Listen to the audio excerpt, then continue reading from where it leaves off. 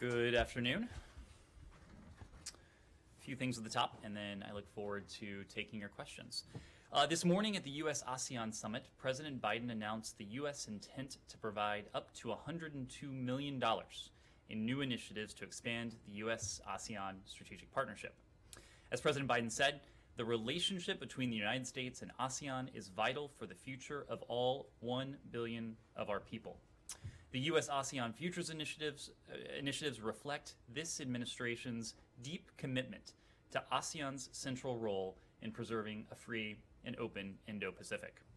This new funding includes the intent to provide up to $40 million in new efforts to fight the COVID-19 pandemic as part of the U.S. ASEAN Health Futures Initiative, up to $20.5 million for a new U.S. ASEAN Climate Futures Initiative, up to $20 million to promote economic growth and opportunity through a new U.S. ASEAN Economic Futures Initiative, and up to $21.5 million to support the Billion Futures Initiatives, including programs that promote education, English language learning, and gender equality and equity. In addition, President Biden expressed his commitment to expanding our formal engagement and cooperation with ASEAN via ministerial level meetings on health, energy, the environment and climate, transportation, gender equality, and women's empowerment.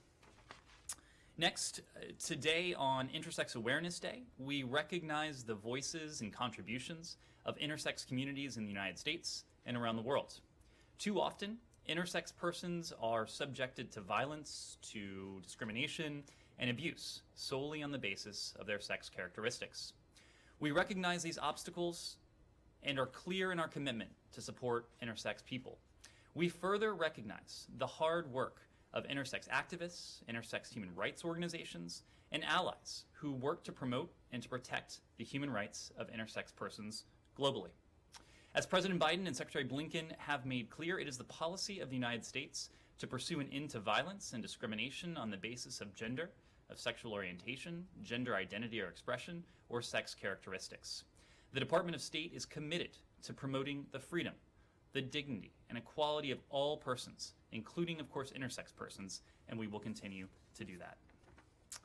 And then finally, I want to share some news that is very exciting for one member of our team, but perhaps, well, I'm confident it is much more bittersweet for the rest of us. This week will mark the last week in the office for Gladys Boggs. Many of you know Gladys. She is a senior employee in our press office. She is retiring after 44 years of government service, 44. Having joined the State Department in press office in 1986, Gladys is truly a walking embodiment of this institution. She is widely recognized for her deep experience and expertise, as well as her strong sense of professionalism and collegiality. And during her 35 years of press work, serving 8 presidential administrations, 12 secretaries of state, and 17 State Department spokespeople, and I am lucky, consider myself lucky to be included in that last category. Gladys has made her incredible contributions to this institution. Across well over 2,000 press engagements during her career, Gladys has played an integral part in promoting U.S. foreign policy around the world and explaining these goals and why they matter to the American people.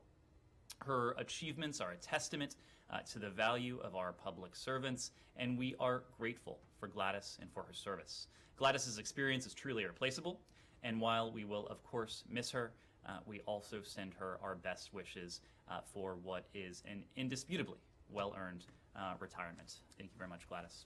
Matt. Here, here. Let me just say a couple things. For those of us who have covered this building for a long time, you know, Gladys has really been an indispensable and also omnipresent figure, personality who's been around. And anyone who has gone up to the 7th floor, the 8th floor, the Ben Franklin room, or at the UN in the days when we were still at the Waldorf, spent hours of time in the service elevators with Gladys waiting to go up to various photo ops, knows how important a role she played. And so congratulations to her. Thank you for your kind words for her, and I'm sure that Sean and the association will have something more to say about her and her retirement. But I mean, she really was, is still is an institution. Yes, you know, always and, will be, and has dealt with a variety of characters over the years, including myself, but also my predecessors. Anyway, so thanks again for your remarks about her. I wanted to start with Sudan because I understand, maybe other people understand it too as well, that Special Envoy Feltman had a call with the Egyptian foreign minister either late yesterday or today. And I'm just wondering if you can tell us what that was about. Did it involve any kind of questions that the U.S. might have about General Burhan's planned or maybe planned visits to Cairo? What do you understand, if anything, about Egypt's role in what happened in Khartoum? Well, let me start by saying, Matt, that we have been entirely unequivocal in our condemnation of the events over the past 36 or so hours. We made very clear yesterday that the anti-democratic actions of the Sudanese military, it subverted the Constitutional Declaration of 2019, but in some ways more importantly, it has subverted the democratic aspirations of the Sudanese people. And the Sudanese people have reaffirmed those democratic aspirations even in recent hours. We saw the Sudanese people peacefully take to the streets to make clear the fact that they seek a restoration of civilian-led democratic leadership. But it has not only been the United States that has been unequivocal in our condemnation of these events. We've joined nations and organizations from across the world in expressing concern. That includes the African Union. It includes the UN, the Organization of Islamic Coordination, France, Germany, Canada, and the UK. Sudan's neighbors as well, to get to your question. Egypt, Ethiopia, and South Sudan have also called for de-escalation and dialogue. Since the events of late Sunday night, our time, Monday in Khartoum, Secretary Blinken, the Special Envoy, Jeffrey Feltman, our Assistant Secretary for our African Affairs Bureau, Molly Fee, and many others in this building and across this administration, they have been working the phones nonstop. They have been in touch with counterparts from the region, including Sudan's neighbors, and you alluded to this, Matt. We have been in touch with governments in the broader Middle East. We have been in touch with our allies and partners all over the world, including Europe and elsewhere. So the Secretary has had calls. The Special Envoy has had a number of calls. Molly Fee has had a number of calls as well. When it comes to the Secretary, we'll be in a position to read out some of those engagements, but this has been a priority for the leadership in this building to see to it that we work with the international community to affect what it is that we are trying to see. An immediate release of all political actors detained in connection with these events, a full restoration of the civilian-led transitional government, and a refraining from any violence against peaceful protesters, including the use of live ammunition. And we strongly condemn recent reports of violence against peaceful protesters. Our goal at this stage, Matt, in terms of all of these conversations, is to establish a common position with our allies and partners. And I think you've seen at least the initial iteration of a common position emerge, including from many of the countries and organizations that I just ran through. There has been a strong condemnation of the military takeover. There has been a call, a broad, unified call for a restoration of the civilian-led transitional government. there has been a call by many countries and international organizations for those detained, including Prime Minister Hamdok, Minister of Religious Affairs Mafari, and others from the civilian government who have been detained, for them to be released. And of course, a strong, universal call for the military to refrain from violence against peaceful protesters seeking nothing more than the restoration of their democratic aspirations. Okay, my question was about Feltman, Special Envoy Feltman's call with the Egyptian Foreign Minister Shukri. Do you have anything specific to say about that call, or anything specific to say about what role Egypt might have played in encouraging or discouraging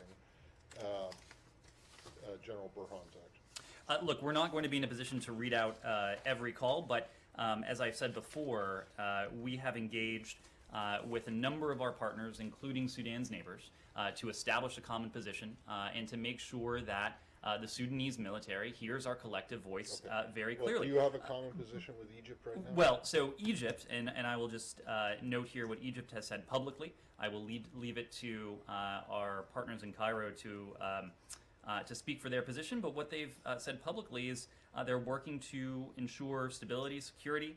They are closely following these events. They are looking at the safety of the Sudanese people. So we are working closely with our Egyptian partners, just as we are with other neighbors. Well, that's fine, but that is a far cry from your absolute condemnation, demand for the immediate release of all political actors, an end to, repression, suppression of protests. So can you say at this point, honestly, can you say if the Egyptians are on board with your position? Matt, I'm not going to speak for other countries. I will just speak for the United States. And we are speaking with partners, with allies around the world, including Sudan's neighbors, to establish a common position and to do all we can to see to it that democracy is restored in Sudan. Last one, in terms of consequences beyond since yesterday when you announced the suspension or the pause in the $700 million in ESF, has there been any movement on suspending or not suspending? I saw the USAID statement that their humanitarian assistance will continue, but of course that wouldn't be affected by, or humanitarian aid is not affected by any kind of restrictions. So has there been any movement or developments in terms of assistance? Well, so I want to be very clear on that point, and we've had an occasion to speak to this in other contexts recently.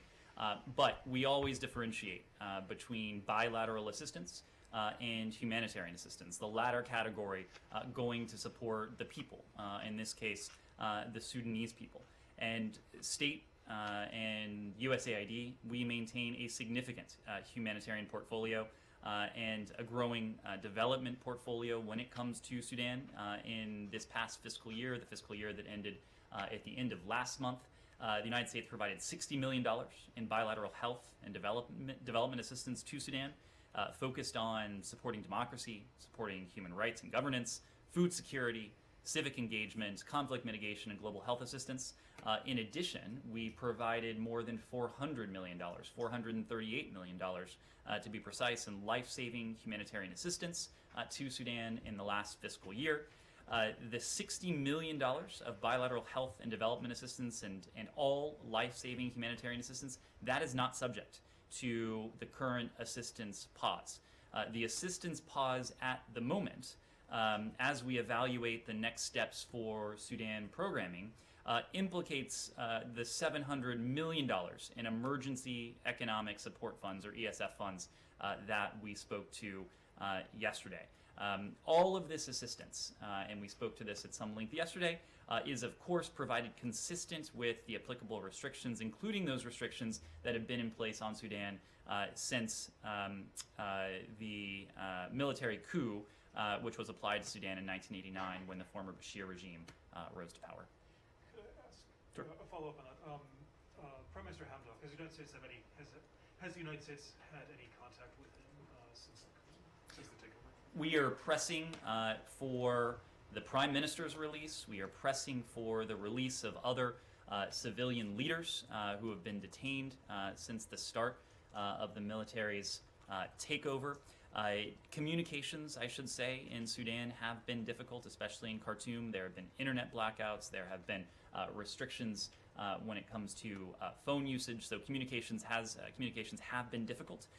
We don't have any discussions with Prime Minister Hamdok or other members of the civilian government to read out, but we are continuing to press every appropriate lever for their release. Do you, General Burhan was saying that he's been well treated, that he's at his home. Do you have any indication of whether the Prime Minister has been treated well? I will say what I said yesterday, and that is now that the Prime Minister, now that other members of the civilian-led transitional government remain in military custody, it is the military's responsibility to ensure that they are treated well, to ensure their safety, to ensure their security, to ensure their health. I don't have any updates to provide, but we are watching very closely to see to it that the military does just that. Just one. Well, we'll finish out with Sean and we'll. Just one. Sorry, just one briefly. The role of Omar al-Bashir, the idea of handing him over for on the charges that he's been accused of. Is the United States hopeful that he'll still be handed over, or is that something that's come to doubt because of this? Look, we're in the very early hours of this. It's just been over a day, so these are questions that will have to be decided in the coming days. Certainly, we look to, and we have supported, holding members of the former regime, including Omar al-Bashir, accountable for past wrongs. So I just want on Sean's point. I mean, do you know where his whereabouts? do we know where Omar al-Bashir is? Hamdok's.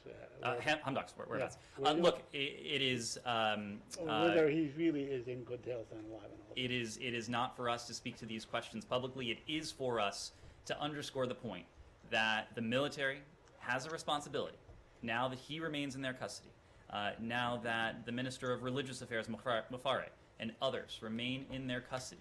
The military has a responsibility to ensure they are treated well, to ensure they remain in good health, and to ensure their security. Yes? The UN Secretary General Guterres has, in response to this situation in Sudan, talked about an epidemic of coup d'etats. You know, he's talking about this broader situation. Obviously, this is happening as in the time that you guys, since the Biden administration took power, with a focus on democracy and human rights. So I wonder if you wanted to kind of respond to his appeal to big powers, including the United States, for unity at the Security Council to have more effective deterrence. And do you agree that there is a lack of deterrence that seems to be leading to countries, militaries like Sudan, Myanmar, other countries as well, to take these kind of actions? Well, I am not aware, and in fact, I'm very confident that the Secretary General was making any sort of causal link between this administration and some of the anti-democratic actions that we've seen. I think the Secretary General, I think the international community, our allies and partners in the international community, would recognize that the United States and the United States under this administration, we have been a forceful and powerful advocate for democracy, for human rights, for universal rights. We have made clear where we stand and with whom we stand in many different fora, including at the UN. As you know, we will be pulling together an unprecedented event in the coming weeks, the Summit for Democracy, where we'll have a chance together with many of the world's, many of our democratic partners from around the world, to share experiences, to learn from one another, and to do what we can to beat back the tide of authoritarianism, of repression, wherever it exists. You were right that we have seen setbacks in countries, in certain countries. Sudan is the latest of that. But when it comes to Sudan, when it comes to Burma, when it comes to other countries where we have seen worrying trends, no country has done more. No country has said more. No country has afforded more to the people in terms of humanitarian assistance and humanitarian aid than the United States. And so whether it's Sudan, whether it's Burma, whether it is countries where anti-democratic forces may be gaining more influence, we will continue to lead that charge. We will continue to work to galvanize our allies and our partners around the world to make very clear where the United States and where those with whom we share interests and values, and that is a large part of the world, where we stand. Yes? Is the U.S. going to impose sanctions on those individuals from the military forces in Sudan? And why don't you call it or consider it a coup? So in terms of holding accountable those responsible for what we've seen, what we may yet see. Look, we have been very clear that the United States and our allies and partners will use every appropriate tool to see to it that we can help Sudan reemerge on the path to democracy.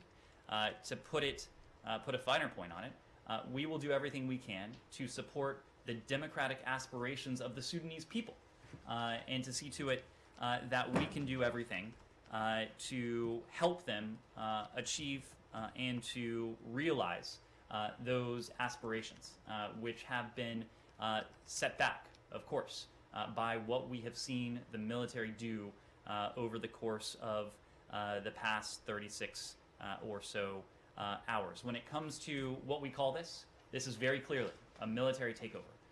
Yesterday we spoke about the historical context here. What is true is that we are closely monitoring the events in Sudan. We know that the military has hijacked the democratic transition.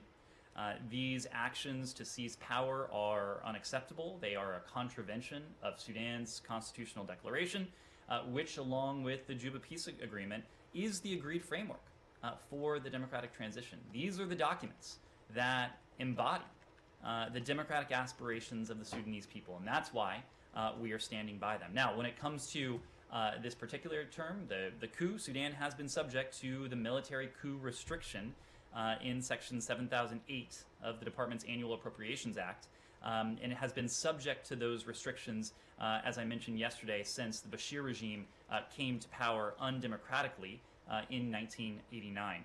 Sudan will continue to be subject to those restrictions until the Secretary determines that a democratically elected government has taken office, and that's what we will continue to support. Yes? One more. Sure, When sure. do you think the U.S. aid is going to be returned to Sudan?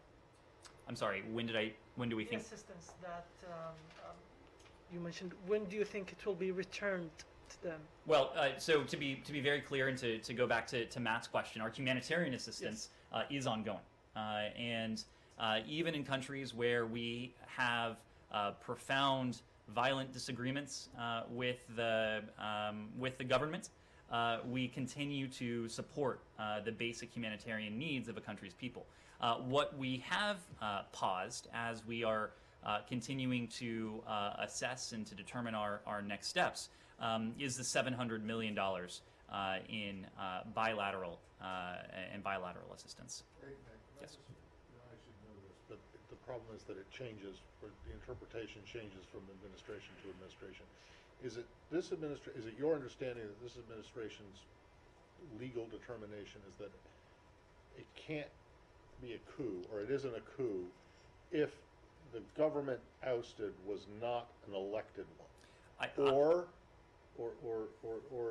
can a coup replace?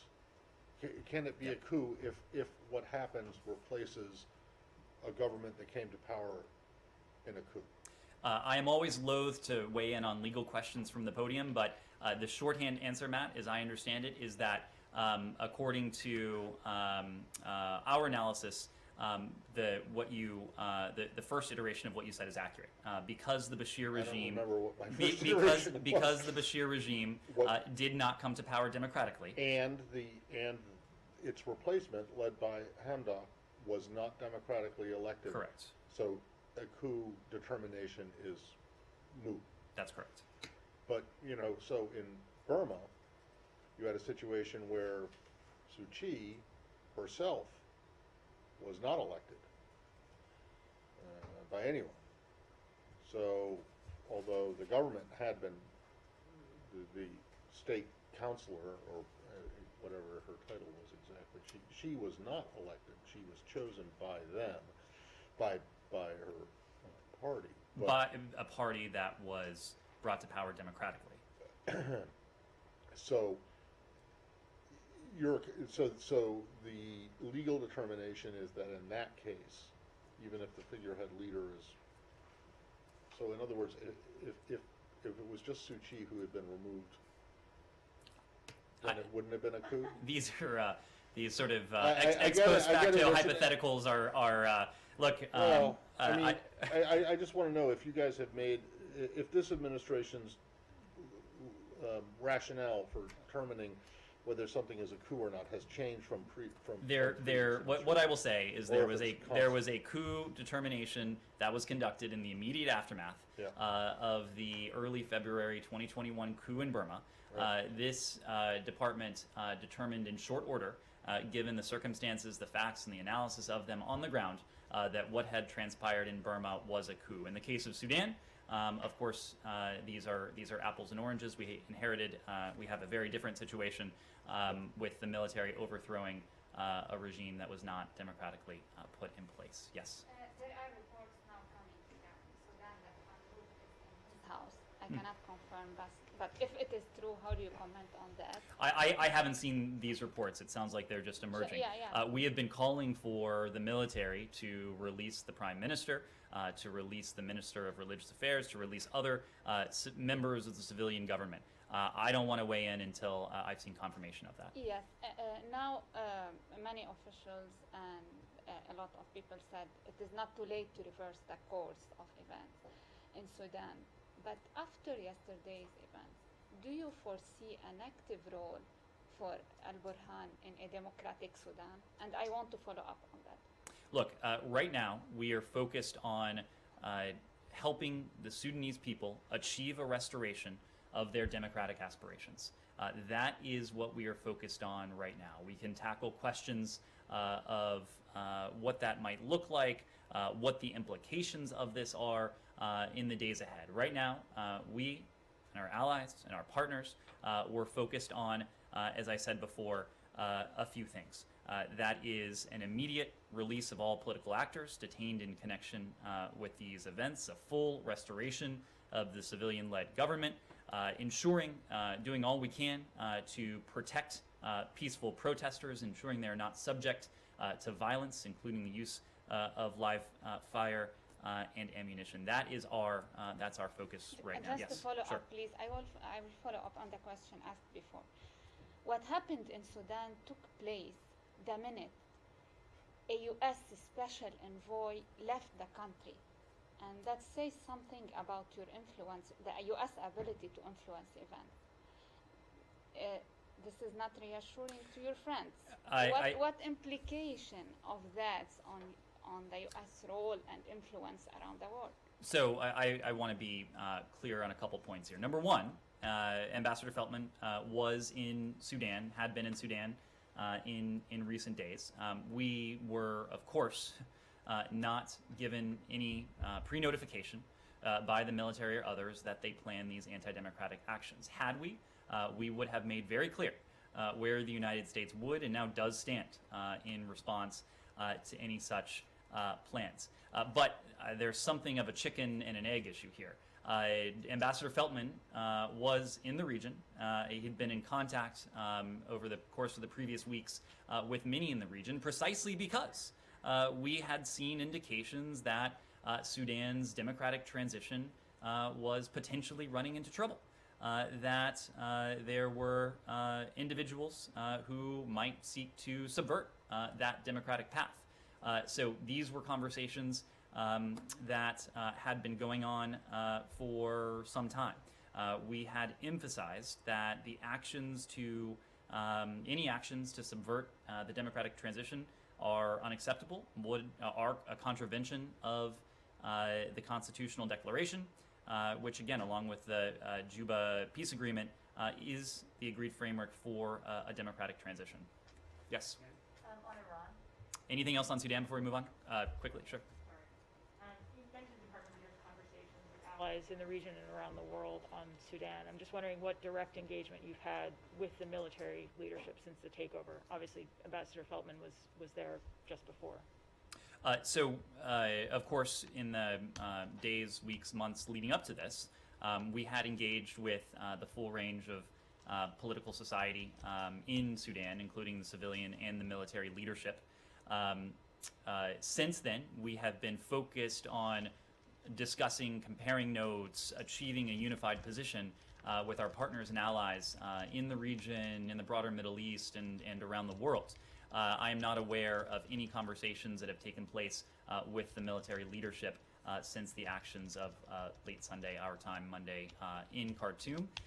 If we feel that it would be constructive, that if it would be useful to help achieve the objective that we and our partners have set out, and that is a restoration of the democratic aspirations of the Sudanese people, a restoration of the civilian-led transitional government, if we feel that engagement, direct engagement with a military leader would be useful, we wouldn't shy away from doing that. But at this point, we haven't done that yet. Yes, Iran, sure. On Iran. The process of refueling gas stations in Iran was disrupted by what the government says is a cyber attack. Was the U.S. in any way associated with this attack, or were they aware this attack was going to take place? And if so, is this any sort of warning about returning to the talks in Vienna? What I will say on returning to the talks in Vienna is that we've been very clear that the path for diplomacy remains open. We continue to believe, our partners in the P5+1 continue to believe, that diplomacy constitutes the most effective means to once again ensure that Iran is verifiably and permanently prevented from obtaining a nuclear weapon. But I don't have any response to the first part of your question. Yes, Ben. Thank you, Ned. I have a question on Taiwan and then on North Korea. The first is regarding the press release today from the Secretary regarding Taiwan's participation in the UN system. I was just wondering about the timing of the release and whether it had anything, whether it coincided with this 50th anniversary of the UN resolution. So yesterday, as I believe, was the 50th anniversary of the UN resolution. But the statement made a broader point. And the statement made a point that we support Taiwan's ability to participate meaningfully at the UN and to contribute its valuable expertise to address many of the global challenges we face. That includes global public health, the environment, climate change, development assistance, technical standards, and economic cooperation as well.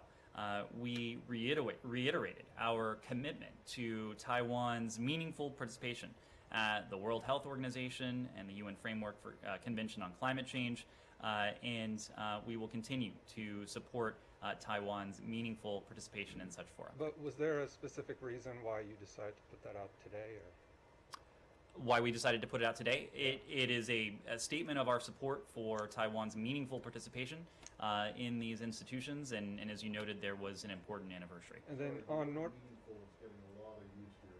Does that mean, and I realize that you want to go back to strategic ambiguity after the president's comments last week, but when you say meaningful, does that mean independent of Beijing? It means meaningful. It means substantive. Well, you know what means meaningful and substantive doesn't really. That's kind of useless. It doesn't mean anything. What it means. Meaningful means nothing in this case if you don't explain what it is you mean by meaningful. What it means is that Taiwan, as a leading democracy. Yes, but does that mean, in your view, does that mean that they should participate in UN fora or other international fora as Taiwan, as Chinese Taipei, or as some kind of adjunct to whatever delegation Beijing sends to these meetings? What it means is that we believe that Taiwan has important knowledge, expertise, insight, and perspective to lend within these institutions in a way that is appropriate and meaningful, and will continue The problem to with stand that by is, that. the problem is that no Saeed. one knows what that means, and it just creates more confusion and makes the situation Matt, worse. Do we you not get that? we put out an entire statement in the secretary's name on this Fine. yesterday. I think that that statement was Today, abundantly this morning. This morning, you're right. Was abundantly clear. Saeed. Sure. Yes. Go ahead. There have been some press reports that North Korea would send a delegation to COP26 later this week. Does the State Department plan to have any meetings with any North Korean delegation? Are you open to meeting with them if they're there? I am not aware. First of all, I would have to refer you to Pyongyang to speak to any plans they may have to participate in Glasgow next week. Certainly am not aware of any plans that we have at the moment to engage with any delegation from the DPRK. What we have said broadly when it comes to the DPRK is that we believe diplomacy is the most effective means by which to achieve what it is that our policy review identified as that overarching goal, and that's a complete denuclearization of the Korean Peninsula. We are open to diplomacy. We are ready for diplomacy. We have made clear to the DPRK that we have no hostile intent towards the country, that we are prepared to engage diplomatically with them. We've made that very clear in a series of messages, and we await a response. Yes, Saeed. Thank you. I want to go to the Palestinian issue, but before I do that, I want to add my name in acknowledging Gladys and what she's done over the years, and I want to wish her Godspeed and the best luck in the road ahead. She will definitely be missed. Thank you, Saeed. Yes. On the settlements, the Israelis announced on Sunday that they intent, or they in fact issued tenders to build 1,300 settlements in 7 different settlements and so on. I know in the past you have expressed your views, and you've told us in this room, an issue that I asked so many times about, that your position on the settlements is well known. But what message are you sending the Israelis? Because I think that Israel feels emboldened by your lack of resolve on this issue. Sorry, could you repeat the last part of the I question? said Israel is emboldened by, they keep doing things. You express, that you disagree with this action, and they go on. They are emboldened by your lack of action. Saeed, we've had an opportunity to discuss our position on this in this room and in any number of other occasions. When it comes to what we've heard recently, we are deeply concerned about the Israeli government's plan to advance thousands of settlement units tomorrow, Wednesday, many of them deep in the West Bank. In addition, we're concerned about the publication of tenders on Sunday for 1,300 settlement units, 1,300 settlement units in a number of West Bank settlements. We strongly oppose the expansion of settlements, which is completely inconsistent with efforts to lower tensions and to ensure calm, and it damages the prospects for a two-state solution. We have been consistent, as I said, and clear in our statements to this effect. We also view plans for the retroactive legalization of illegal outposts as unacceptable. We continue to raise our views on this issue directly with senior Israeli officials in our private discussions. Yes. Let me just, I have a couple more questions on the Palestinian issue, Sure. if I may, but I wanted to ask you, are you engaging with the Israelis? Is the Secretary of State talking to Mr. Lapid, for instance? Is Michael Ratney, who was, I think, the charge d'affaires, is he talking to anyone? We are on this engaging issue, with our Israeli partners at Right. very senior levels, conveying this message. All right, now on the issue of the human rights organization. Hold on a second. Sorry, just on settlements. You say that you've been clear and consistent in your view, but you in fact haven't. This is the strongest statement that you guys have made about settlements, directly about settlements, since I think, well, that I've been around, that I've heard. Prior to today, you have only said that you oppose any unilateral measures that could, damage the prospects for a two-state solution. And This is- that statement always ended, When you- and that includes settlement activity. Including, but you have not said we strongly oppose the expansion of settlements, and this is the strongest that you have been. Was there a decision? Was there a decision made that you had to be that you had to start getting tougher on this? Matt, our messaging on this is Not your public messaging.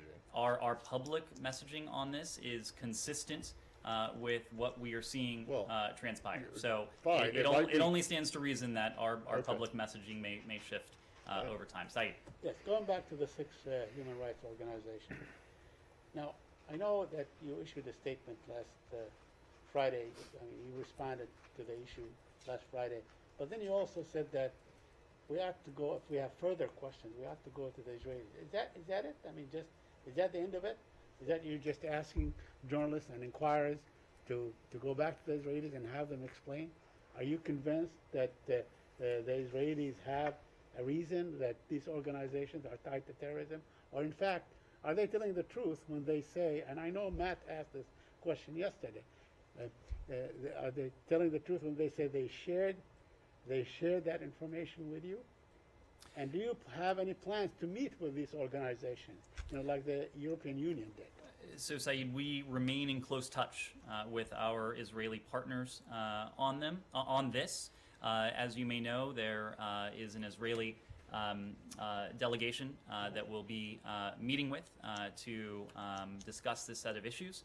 Broadly speaking, we believe that respect for human rights, fundamental freedoms, and a strong, independent civil society are critically important to democracy and to responsible and responsive government. And these are conversations that we look forward to having with our Israeli partners. Do you have any plans to meet with any of those six organizations, any American official, whether in the West Bank or anywhere? I'm not aware of any plans. We don't have any meetings to preview in Jerusalem at this time. Can I just follow up Sure. briefly on settlements? Do you see any impact on the U.S. relationship with Israel? Will there be any repercussions if the Israelis go ahead with this, despite the concern? These are concerns that we have discussed at very senior levels, at the most senior levels, with our Israeli partners. Our Israeli partners know where we stand, and will continue to engage with them in our diplomacy on this. Yes. On Cuba. Sure. President Diaz-Canel has said that the U.S. is fomenting the protest by dissidents planned for mid-November. Diaz-Canel said this behavior by the U.S. is not new. What's your comment on it, and how is it affecting the review of the Cuba policy by the Biden administration? Look, the Cuban people's protests, peaceful protests on and after July 11th, and with the upcoming plans for November 15th, the Cuban people are voicing their concerns about freedom, about democracy, and the failures of that very regime, the Cuban regime, to meet their own needs, the needs of the Cuban people. We support, as we have said, the rights of the Cuban people and people everywhere to exercise their freedoms of expression, their ability to assemble peacefully. We call on the Cuban government to respect these rights and to see this not as an attack, but as an opportunity to listen to their own people and to do what is right for Cubans and for Cuba. The Cuban regime is failing to meet the people's most basic needs. That includes food. That includes medicine. Now is a chance to listen to the Cuban people and to make a positive change. Again, we commend the people of Cuba for peacefully showing the strength of their will and the power of their voice, which after the protest of July 11th, the government has consistently attempted to silence, including through violent oppression, including through unjust detentions of hundreds of protesters, including through the detention of journalists, of activists, internet censorship, and other tactics that we reject. We stand with every Cuban seeking a government that respects their human rights and fundamental freedoms. So the U.S. is not behind, is not like supporting this kind of protests? We stand with the right of the Cuban people and the right of people everywhere to assemble peacefully, to have their voices heard. But what we have seen in Cuba since July 11th, what I suspect we will see mid-next month in Cuba, is a demonstration not of the desires of the United States government. What we have seen, what we will see, is a manifestation of the unmet needs, of the unmet aspirations of the Cuban people, and the Cuban people's clear attribution of responsibility for those unmet needs and unmet aspirations to the Cuban government. Let me go to the back. Abby. 26 families of U.S. hostages and American detainees published a letter yesterday saying that they believe the Biden administration is not prioritizing securing the release of their family members. I wondered if you had a general response, and two, they're calling for action. Is there anything within this building that is being done to address their concerns and frustrations? Well, we work tirelessly to secure the release of Americans held hostage and wrongfully detained overseas so that these hostages and wrongful detainees can be safely reunited with their families. The State Department, our partners across the government, we work closely together on these cases to ensure a focused and coordinated effort that draws on all available government resources and expertise. The families of Americans who are held captive abroad, we know that they also face incredible hardship as they tirelessly advocate for their loved ones who've been taken away from them. We remain in regular contact with these families. We are grateful for their partnership. We are grateful for their feedback. We continue to work to ensure we are communicating and sharing information with them in a way that is useful for these families. As you may recall, Secretary Blinken had an opportunity together with Ambassador Carstens, our special envoy for hostage affairs, to meet with the families of Americans held hostage or wrongfully detained abroad. And he reaffirmed during that session earlier this year that the United States is committed to seeking the release of their loved ones. Ambassador Carstens leads the diplomatic strategy for the return, for the release of Americans held captive abroad. That includes any number of tactics, including, in some cases, direct talks. Of course, any negotiations are coordinated throughout the government at very senior levels as well. And of course, our Bureau of Consular Affairs here at the Department of State also provides support to all U.S. citizens detained abroad. Yes, Sean. Different issue, climate change. Australia overnight unveiled a plan to limit, to zero out carbon emissions by 2050, but not with any near-term goals. Does the United States have any reaction to this? Australia has been seen as one of the holdouts ahead of COP26. Well, the point we have made since the very earliest days of this administration, when we rejoined the Paris Climate Agreement, shortly after that, when this administration announced our ambitious climate targets of emissions reductions between 50 and 52% in the coming years, we have made clear that every country around the world, but especially countries, industrialized countries that are major sources of greenhouse gases, have a special responsibility and a special obligation to the current generation and to future generations to raise our collective climate ambition. That is what we have done. We've been heartened to see, including in the context of and the aftermath of the summit that on climate that the president pulled together, the White House pulled together in recent weeks.